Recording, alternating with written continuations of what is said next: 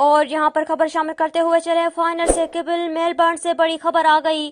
T20 world cup final سے پہلے ہی Melbourne میں بارش شروع ہو گئی۔ پاکستانی ٹیم آج کا ٹریننگ سیشن انڈور میں کرے گی۔ اس سے قبل ہی آسٹریلیا کے محکمہ موسمیات کی جانب سے T20 ورلڈ کپ کا فائنل بارش سے متاثر ہونے کا خدشہ ظاہر کر دیا گیا تھا۔ آسٹریلوی محکمہ موسمیات کے مطابق اتوار کو فائنل کے موقع پر بارش کا 95% امکان ہے، جبکہ پیر کو بھی بارش کے 95% امکان کی پیشگوئی کی گئی ہے۔ ورلڈ کپ کے ٹورنامنٹ قوانین کے مطابق اگر فائنل یا سیمی فائنل بارش سے متاثر ہوئے تو مقابلہ ریزرو ڈے پر جاری رہے گا۔